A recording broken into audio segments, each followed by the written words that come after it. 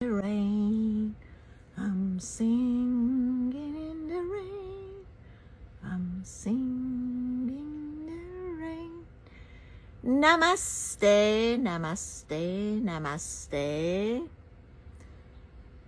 Namaste, everyone. What a beautiful day.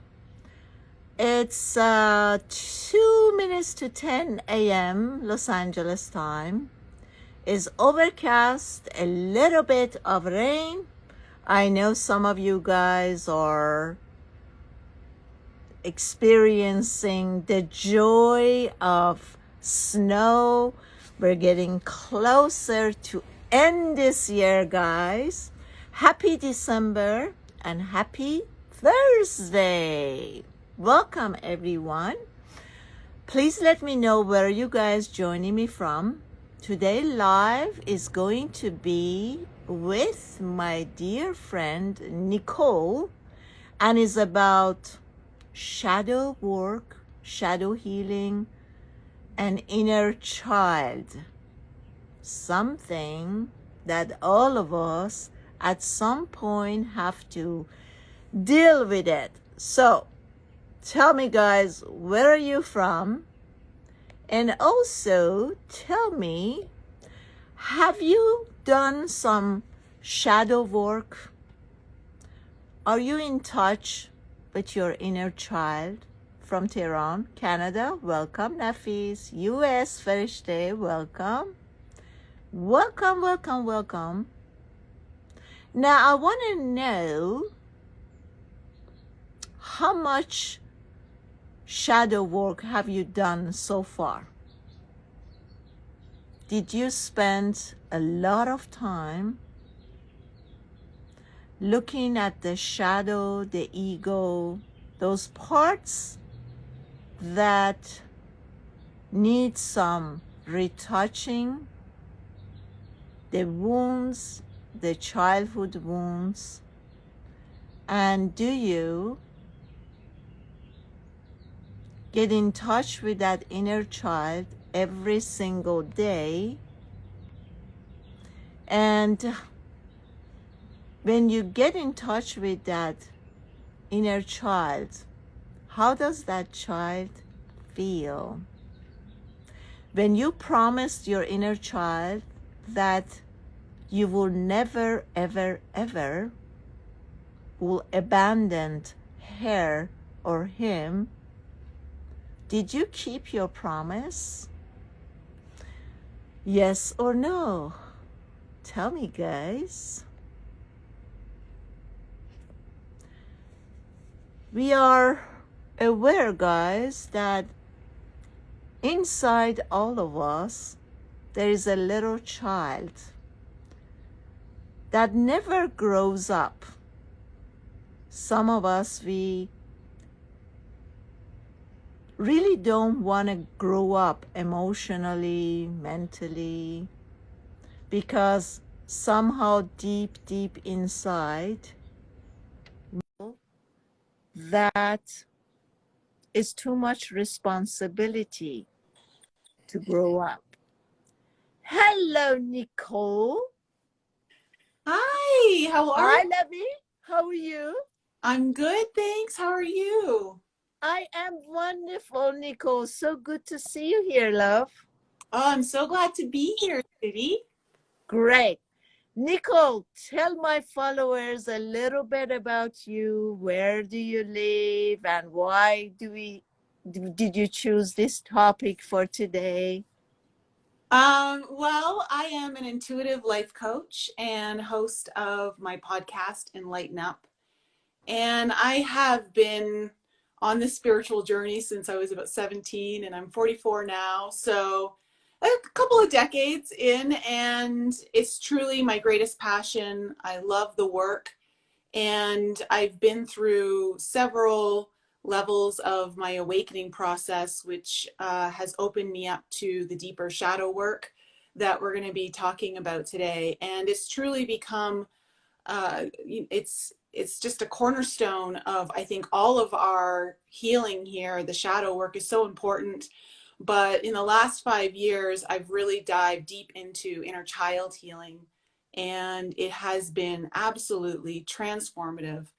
And I have been able to develop sessions where I can take my clients on guided healing journeys with their inner child to help them reconnect, to remove some of the blocks. And I've had incredible quantum healing results because of it. So, yeah, the shadow work, inner child healing, it's kind of my jam. And I love seeing people find joy in their lives again. I love people finding their life purpose. A lot of that is connected to the inner child. Beautiful. And where do you live, Nicole? I am currently in Colorado right now. Oh, how's the weather? It's actually beautiful. It's 70 degrees, sunny. We're going on the longest stretch of no rain in history, I think, for Colorado right now. So it's Beautiful. hmm. Beautiful. So, Nicole, let's just dive in. I know you have so much information to give us, so let's just dive into the topic. Sure. Where do you want to start? Um, let's start with shadow works. What is exactly shadow works? And knowing our shadows and recognizing them, how does it really help us in our daily lives? Yeah, the shadow work is really interesting because, that's a great question. I don't think everyone fully understands it. And I think there's a big fear around going into the shadow work because we relate darkness with scariness, right? We're afraid, as children, even, we're just scared of the dark. There are a lot of reasons. There's just a lot of unknown. There's things we can't see. And so it really kind of casts a lot of doubt into what we're kind of looking for. But the shadow work in essence, is allowing yourself to go into all of the areas that you don't either permit yourself to go or are scared of going. And it's about going into all the aspects of yourself that you've been avoiding, the things you haven't wanted to look at, the the parts of yourself you don't like, uh, Mm-hmm. the parts of yourself that are sometimes buried deep within your subconscious and your unconscious. So the shadow work is very much going into those areas. And it's unearthing a lot of unhealed trauma, unhealed pain, but it's not just about that though. Your shadow work is about going into the mystery. When we think about the divine feminine energy, the divine feminine and the divine masculine, which we all hold, is represented by the yin yang. And the yin masculine energy is represented by the color white, and the yang energy is represented by the color black. And so the feminine energy is very much, in essence, related to the shadow work. It is the mystery as well, where it's the mystery, it's the unknown, it's the abstract, it's the things we can't fully grasp. It's also where a lot of our intuitive gifts are waiting for us, is through our shadow work. And by reconnecting a lot of the parts of ourselves, so as we go through our life from childhood to our teenagers into our adulthood, we have all these different kinds of experiences in range of different levels of trauma. It can be from minimal to really extreme, but these experiences will create a almost like a soul shard, a fractal of ourselves, where if we're experiencing any kind of shame, any kind of guilt, any kind of fear or abandonment or rejection, any kind of illusion of some sort that we don't like, we will take that part of our soul and create a soul shard and actually try to leave it in the past or bury it somewhere where we can't find it. And so what happens is, over time, as we do this more and more, and it's simply from the place of, I just don't want to feel the pain. I don't want to have to deal with it. It's either too hard. As a child, you don't even know how to deal your pain because you only are equipped with the subconscious mind until the age of 7. So what happens is that through the shadow work, you can go back and find all these fractal parts of your soul, which is just in essence pieces of yourself, bring them back home, integrate them, And through that, you can have very deep and fulfilling healing. Mm. Beautifully said. Nicole, I want you to meet Nikki. Nikki is Hi, from Nicole. Africa. Africa. She's an African girl. Nikki, how's the weather down there? It's so hot. I just switched off the air conditioning so it doesn't disturb everyone. The other It's side really of the hot. world. Don't be fooled by what I'm wearing. Yeah. Thank you for having me here, Sudi June. Welcome, It's my Nicole. pleasure to have you and dear Nicole here. So, Nicole, I had this conversation with Nikki and a lot of other people. I actually had this conversation with a friend of mine last night. He was he was facing some dilemmas with one of his partners that they finally split. He had a lot of fears for months about how he's going to react because his partner is very dominant energy and he's after power. It doesn't matter how he gets the power. There's no morality there. He doesn't follow any rules. He doesn't follow any morals. Nikki John, I'm getting a little background noise. I think is from your mic. If you can, Is it? that would be lovely. Thank you, honey. Sorry, So, thank you. as we were having this conversation last night, he said, "What is it that I cannot come from that part of?" Nikki, I'm getting background noise, Lovey. Do you mind? Is it Maybe you good should enough? leave and come back. Come back. Yeah, let me do that. Let That me would do be that. great. Thanks, Lovey. Thank you. Thank you Thank so you. much. Thank you. So, he was telling me, why is it that he's coming from such a fearful place that he can't really stand up for himself? He was confused. He was telling me, I have done so much shadow works and I've been with coaches, taking landmark, Tony Robbins, da da da da da. I've done it all. And I thought that I was done with all this shadow working.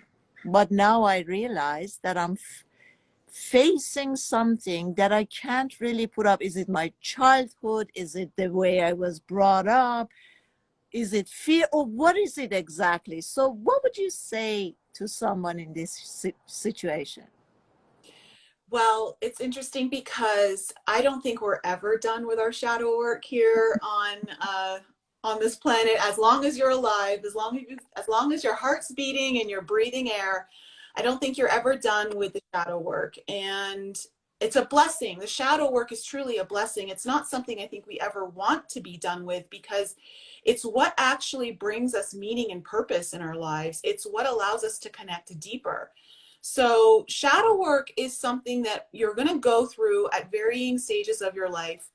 And it's probably going to be triggered by certain casts, whether there's certain experiences, relationships, events in your life that will allow you to go deeper into places that you haven't been able to go. So, as you start to heal things, you become more equipped, you have more tools, you have more awareness of things. And as you emotionally heal as well, it's not that you won't ever face issues in relationships or problems in your life. It's just now you have a more integrated way of being able to handle it with different approaches and greater understanding.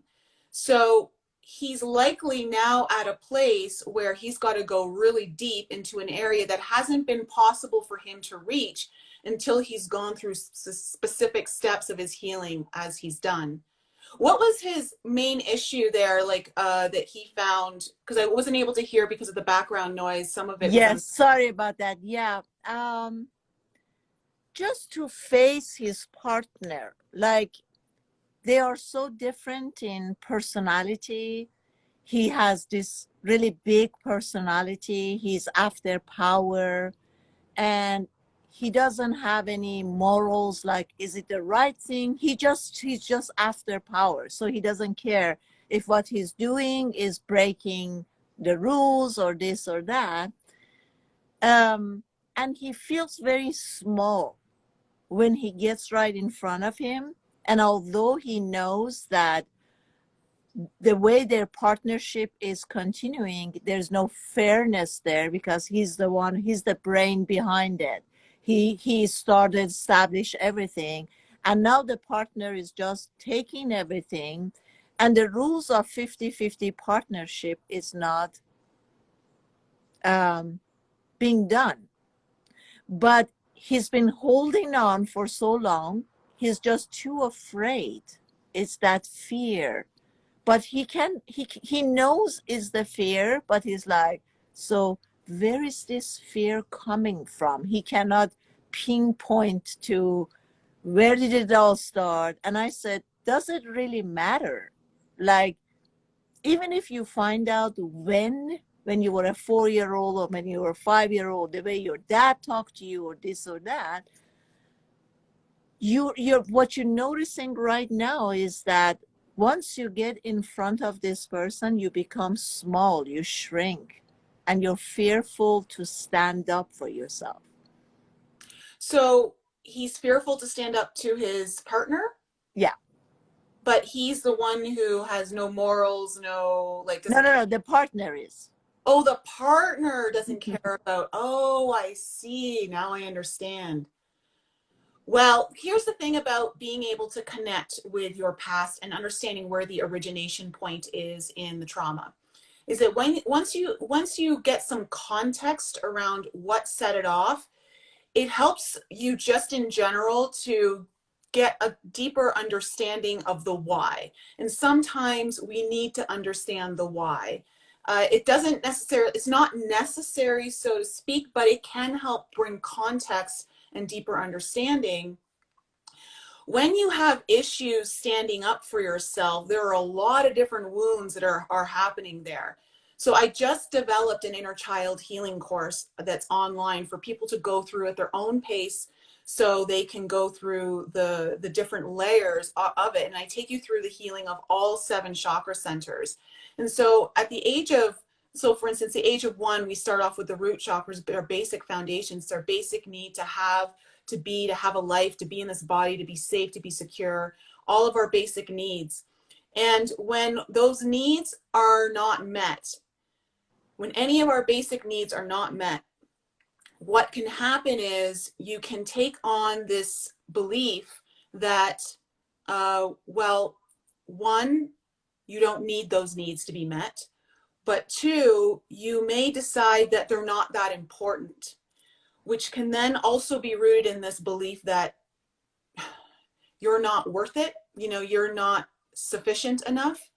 Mm-hmm. And if you're having trouble standing up for yourself, there are going to be blocks in your throat chakra, there are going to be blocks in your solar plexus, and there are also going to be blocks in your root chakra. Yeah. So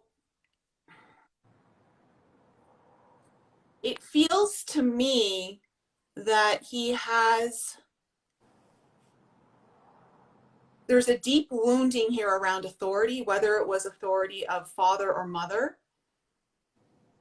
but also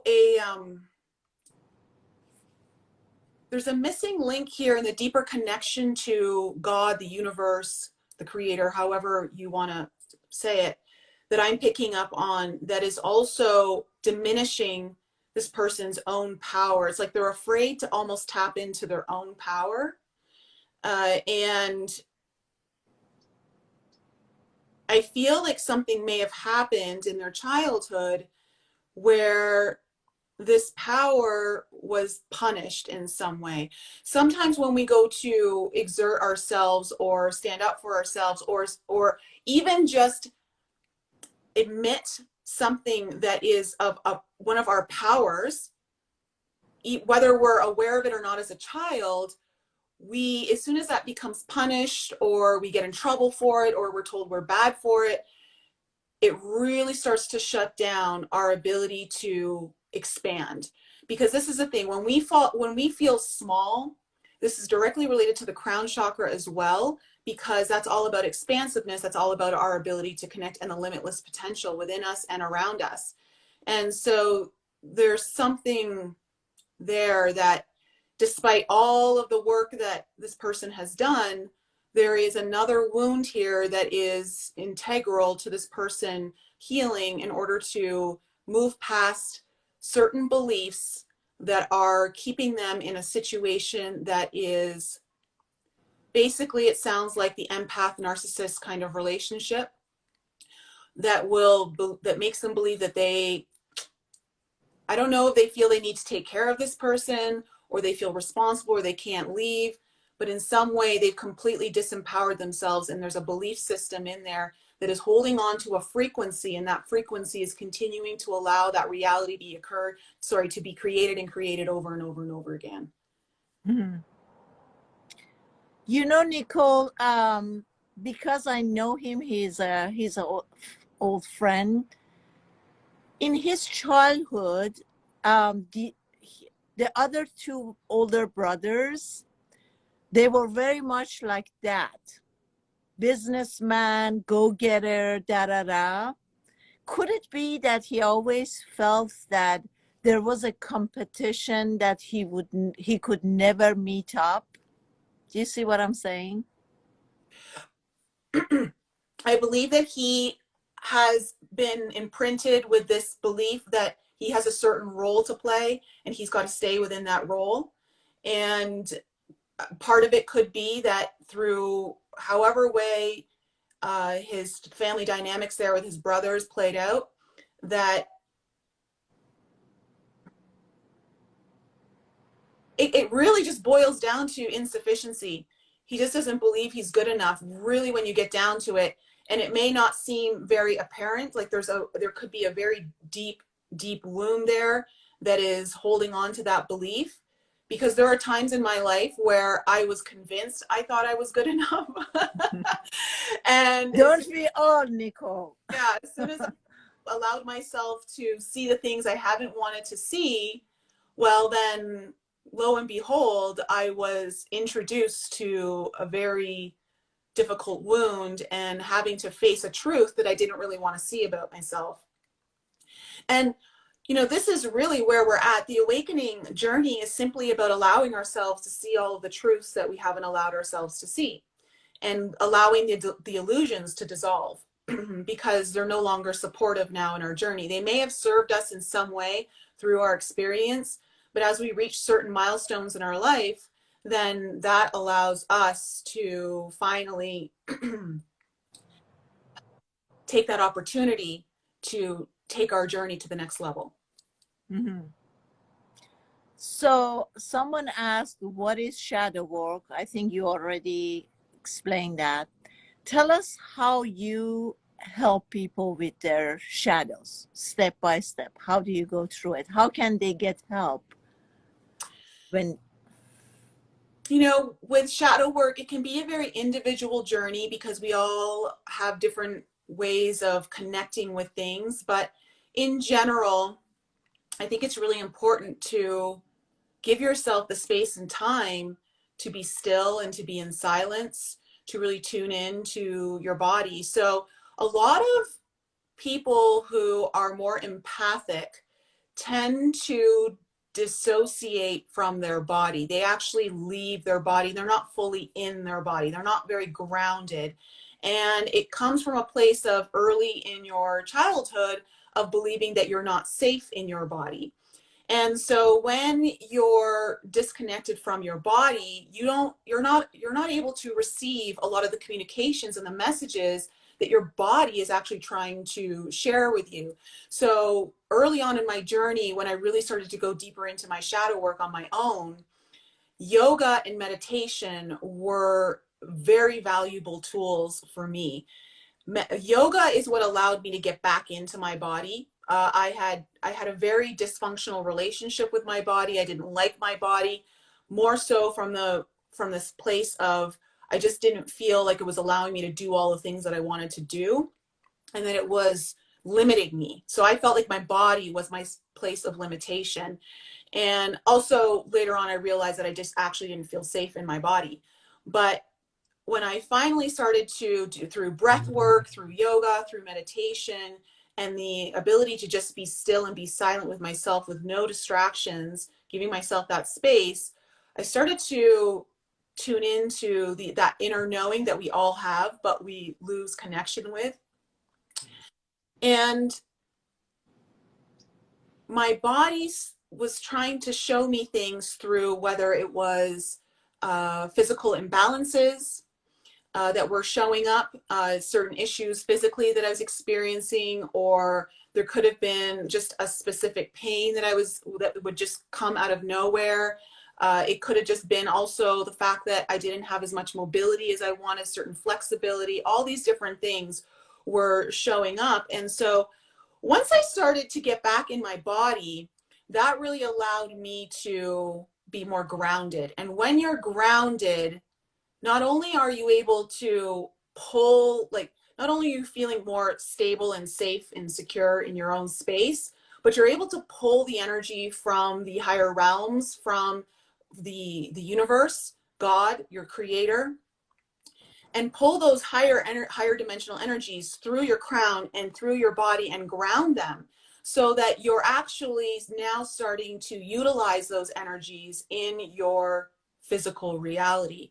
So the shadow work, being able to ground your body, is probably one of the most important aspects of it, because no matter what you think or think you know, until you're actually experiencing it through your body, you're not grounding the energy into this reality and you're not living it. And that is a really important component of being able to live through that. Now, your shadow work, you don't necessarily have to recall every memory. You don't have to do all that. In fact, some of my greatest shadow work has just been simply allowing feelings to surface within me. So I was sexually abused when I was 5 years old, but I didn't remember until I was 42. I had no recollection of it. And so when I started that healing, I specifically just worked through meditation, where I would tune into some of the feelings that were starting to surface and allowed myself to move into them. I would allow myself to have those feelings, which is another big wounding that a lot of us don't realize comes from our childhood, is that there are certain feelings we're just not allowed to feel, or there are certain feelings that make us unlovable. And so we just won't allow those to come up, or they're not acceptable. And so I gave myself permission to sit there and cry and to feel whatever needed to come up. And through that release, because what we have to understand is, in many ways, the emotional trauma, that, or at least that charge, has to leave us in the way that it came through us in many ways. So by allowing yourself to have those feelings and let them purge outside of you, that purging can be very healing and clear your whole field of that specific energetic charge and frequency that you've been holding on to for so long, because it wasn't acceptable to have that feeling. You weren't allowed to have that feeling. So even just the simple act of giving yourself permission has very deep healing components to it. Mm-hmm. Yeah, very true. I also pin Sahar's. Can you read her comment? Yeah, so it's curious how cognitively I want to do shadow work, but there's definitely resistance there to the dissociation. Okay, the resonant. Let me just read that again. It's curious. Okay. I want to do the shadow work, but there's definitely a resistance there too. And that's very normal. That's the ego. That's the ego that is wanting to sabotage your journey outside of the comfort zone. So shadow work takes you outside of your comfort zone. Your ego does not want you to go outside the comfort zone. Your ego wants you to stay exactly where you are, because the ego has convinced you that's what's safe. But it's not truly safe, because you're continuously repeating these traumatic patterns over and over, or toxic patterns in your life. Whether it's, what you're attracting or what you're creating, it's the same thing. So it's leaning into it is always the answer. You want to lean into it. There will be resistance. If there is resistance, it's an even bigger sign that you definitely want to lean into it. We all have resistance because deep down, we there's a couple things here. One, we live in a world where instant gratification has become our norm. If we're not going to get immediate results, we just don't even want to try. Yeah. If there's no magic pill, then, you know, I got to search for it. There's got to be a better way. And truly what we have to understand is our shadow work is part of our journey here in this world. It's part of the journey. It's not about the end goal, because although we can really look into our future and say, okay, we can connect with our future self who's on a different timeline of healing. And when we connect with that future self on that timeline, we can feel what it feels like to be in resonance with those higher frequencies of healing. But the journey of getting there, we cannot diminish the power behind that. And so in some ways, I feel like many of us are in resistance to our own shadow work because we're in resistance to the true power that we hold. I think some of us are scared of our own power and what we're going to find. It's not so much just about the wounding that we're afraid we're going to find. I think it's also about partially the power that lies there with us, but also there's grief and loss. There's grief and loss associated with letting go of the old version of you, the old ways that you've been living all of this life. We do create a big attachment to that. And so some of us actually are scared of what we're going to lose because we've grown so accustomed to it. It's become our safety zone. But that's just a lot of the ego tricks that our mind tries to play on us. And in reality, there's so much to gain by leaning in. Mm-hmm. Very true. And also, I had this conversation in a session with someone yesterday, as he mentioned that so much of he doesn't really, even though he knows his wounds and his shadow sides, but there is another energy that is he wants so much to be liked by others that in a way, because I told him at the beginning, I said, I feel a little bit unauthenticity. And he said, what do you mean by that? I said, I don't know. I just don't find you real. It's like you're not allowing yourself a permission to be really authentic. You're just so much like you're so afraid that what if people see me, the true me? And that's not true. I mean, you're a beautiful human being. You're nice, you're kind, and you have morals, ethics, all of these. What part is it that you're so afraid to love me, love me, love me, please, and you're not really acting the way you should be acting? And he says, oh, that's so true, because I'm so afraid that I'll be judged by other people.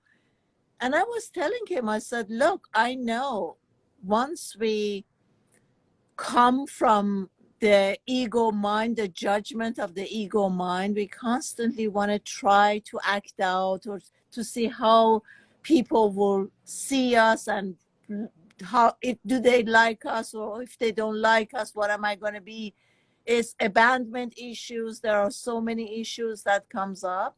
And I said to him, I said, maybe I used to be that way too. But once I realized that I find that inner power, ever since then, Nicole, that I realized that I am not whatever my mind and ego is telling me. I start taking off all those layers of identities. I'm not this, I'm not that, I'm not this, I'm not that. And took up, let all those identities shut down. I realized that I am God myself. I'm just a particle, maybe a small particle of what God is. And God is just love, compassion, non-judgmental, unconditional love. And that's what it is. And once I became that, I no longer cared what people I just say how I feel. You know, I see you and you say something. I said, you know what, Nicole, I don't like you. I don't like your energy. Sometimes people say, are you from New York? You're so like right to, I don't hide or I don't put things in, cover up things. I'm being extremely transparent. If I feel something is not um, right, I say it right away. And, you know, I have many followers on my other pages, and I constantly say, listen, I'm not here to get more followers. I don't even care if you like me or not. It's only the message, because it's happening, you know, we're Persians, and I'm seeing it so much in Persian communities more than maybe Americans or Europeans, that people are so hungry for new informations, you know. And I keep seeing that people are going on this page, they follow the other page, they're following this page, and they're constantly seeking knowledge.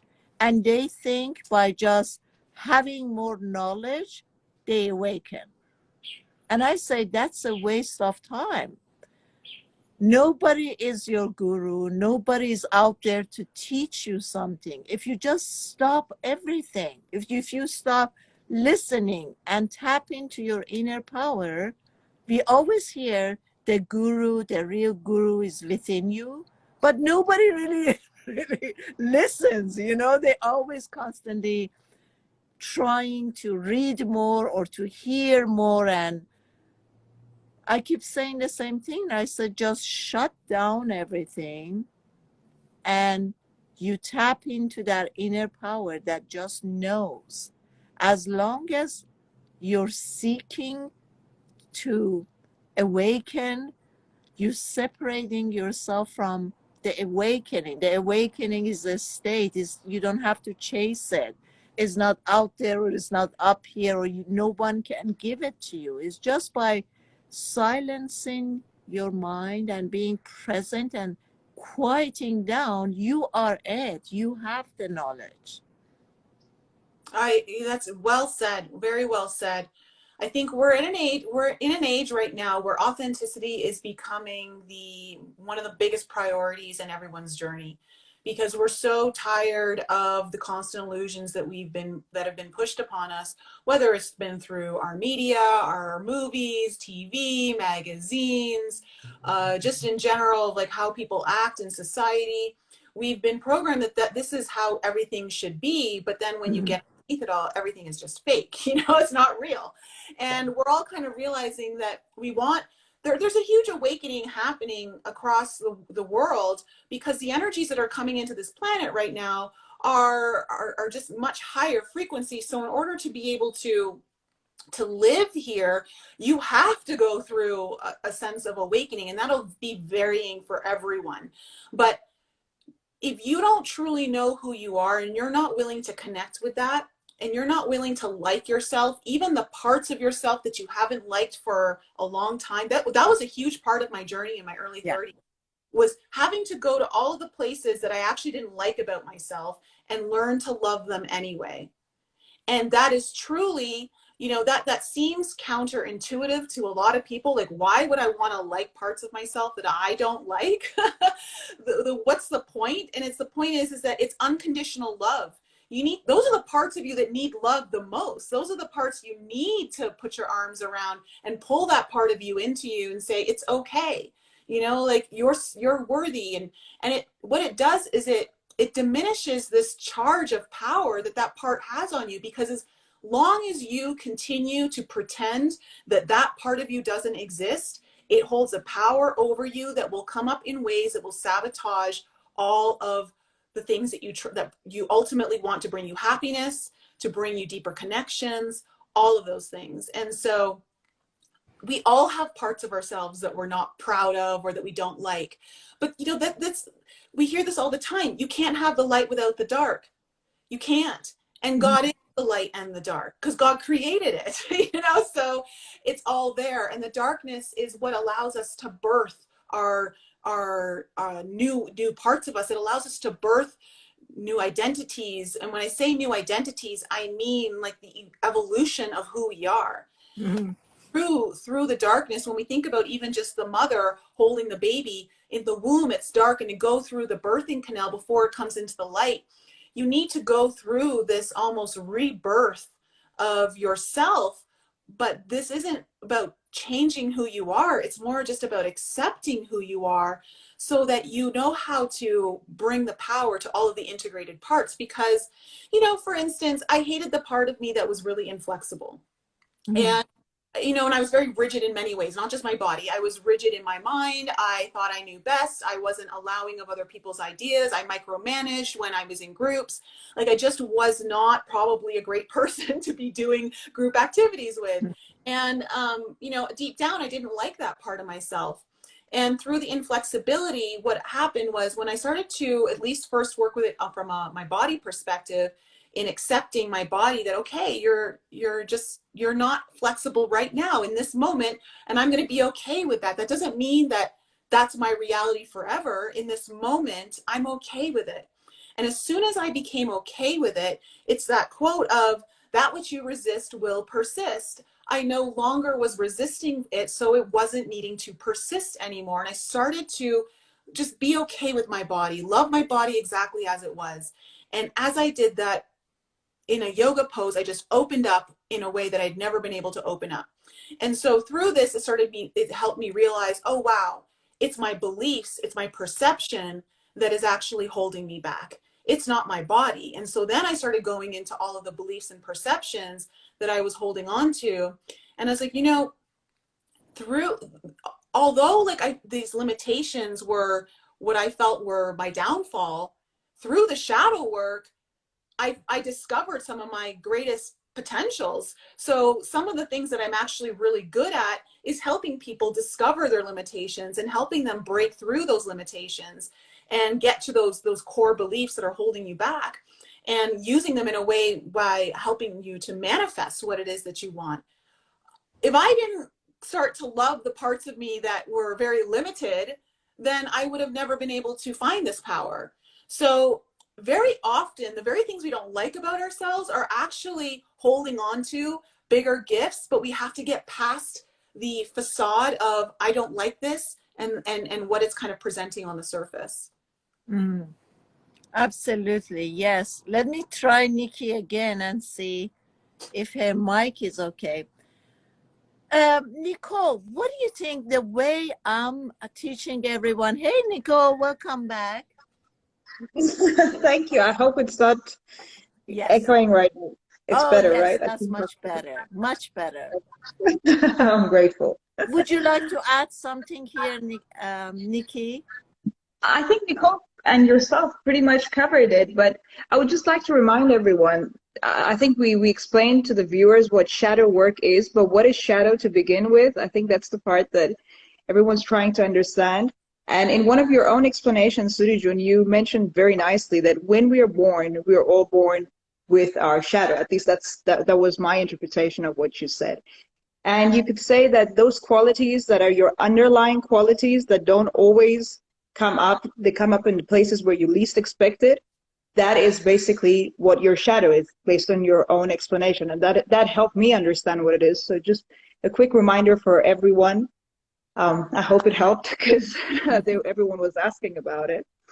But I think you guys covered it all very nicely. And another tip that you gave, Sudhir, in one of the topics that we had, was to write it down, start communicating with that inner child. If at first it is very difficult to tap into it, because for many people it doesn't come easily or naturally through meditation. It might be a bit, challenging. So one of your own tips, I'm just going back to the previous discussions, was to start writing down, if it's journaling or writing a letter to your inner child, and then letting that respond. And I know that it has helped a lot of people that you have worked with as well. So that was my 2 cents. So we worked on this. Nicole, I've done a few guided meditation when you meet your inner child, and it's very different.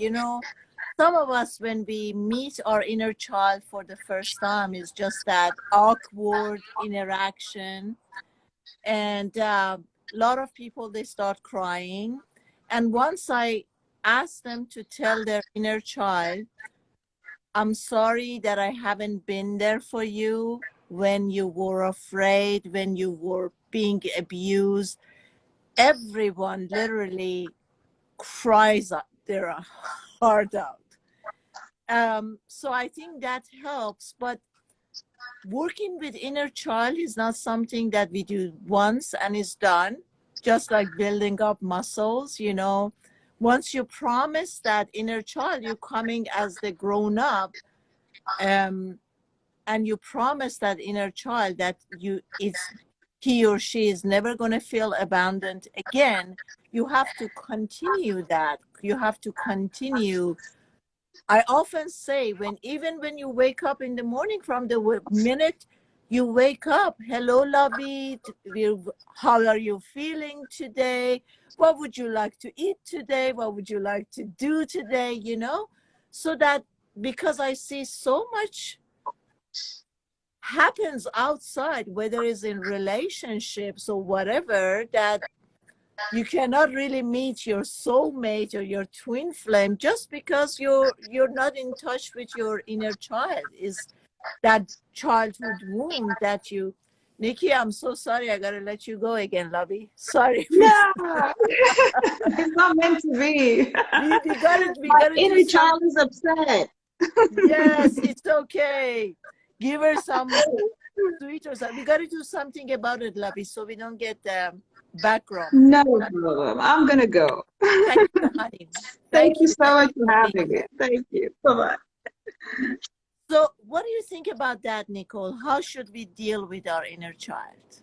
No, you said some really great things there, Sudi. It's so important. One, inner child work it's like a lifestyle. It's not something that you just do a few times and then you're done. Ultimately, what you're trying to do is you're trying to integrate your inner child into your living, into you. You're trying to bring that part so it's just naturally there with you, and you recognize that part of you, just like like we all have different parts of ourselves. There's like, for instance, there's the part of me that is very deeply spiritual, and there's the part of me who also just loves to go out and have a really good glass of wine and a cheese board or something with my girlfriends. Or there's so many different parts of our personality. There's a part of me that just really wants to be alone and read a book and have no one around me, and then there's a part of me that loves to go out and be with friends and be very social. So we're very multidimensional, and our inner child is part of that multidimensionalism of us. And so we have to bring that part of it back into our day-to-day living. And when you do your shadow work healing of inner child healing, so to speak, you learn to be able to just connect with your inner child like that. You don't need to go into meditation anymore. You don't need to spend all this time. She or he is right there with you. Mm-hmm. And you're right. Sometimes it's just a matter of tuning in and saying, what do you want to do today? Because it's so important to allow your inner child to come back into your decision making, your process making, because some of us have inner child wounding where we were taught that the decisions that we made were not good for ourselves, and so we always had other people make decisions for us, or we don't feel confident in our own decision making, so we're always asking for other people's advice, or we're basically gun shy on any choice that we need to make in our life. And so when you start to incorporate the inner child, what you'll find is that in your decision making, part of what's going to be important to you is, okay, is this actually playful? Is this fun for me? Is this incorporating my desire to explore life? Is this actually activating this desire to be excited about life again? These are kind of inner child qualities. That the inner child work isn't just about going into all the pain and the wounding and the crying and all of that.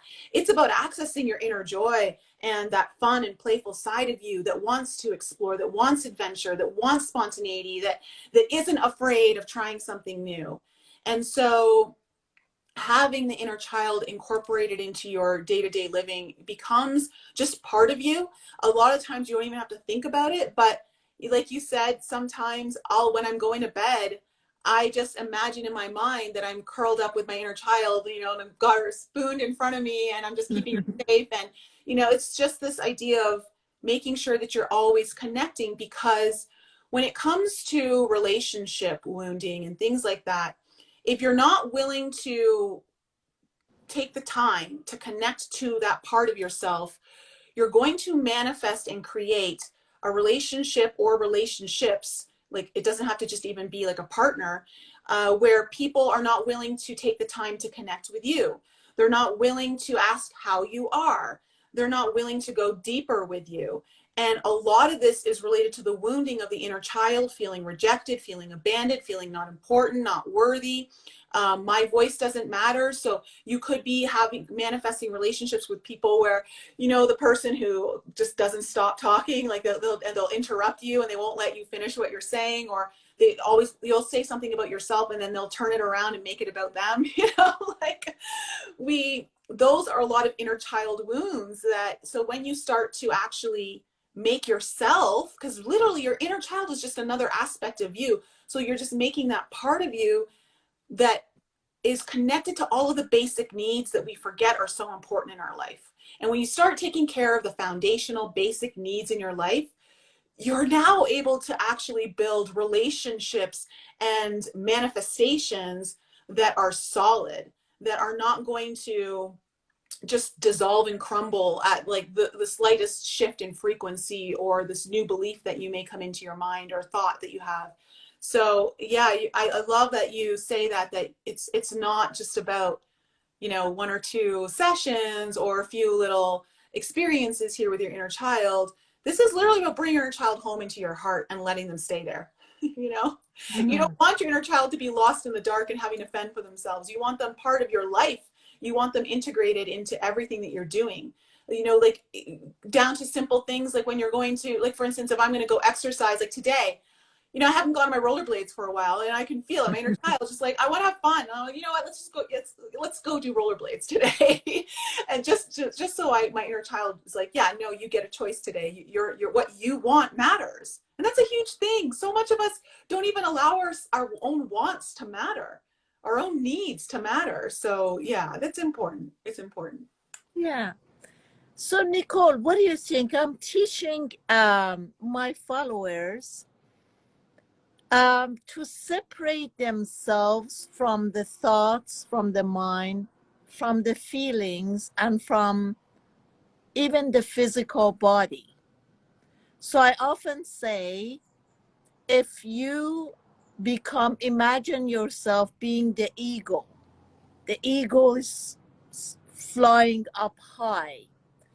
The lens of an eagle is very open, is wide. So it's not just seeing this character, the false character of ego mind, but the ego is seeing the whole world, as we call it. I am not my thoughts, because the thoughts are being created by I call it the thinking machine. I say, you know, the dishwasher washes dishes. The mind creates thoughts. You're not the thoughts unless you identify yourself with it, unless you connect yourself with it. If there is no thoughts, then there are no emotions, right? We don't dive in all day into am I up, am I down, and you're not even your physical body, because the physical body is the creation of the mind and emotions. I am the one who's observing this character from up above.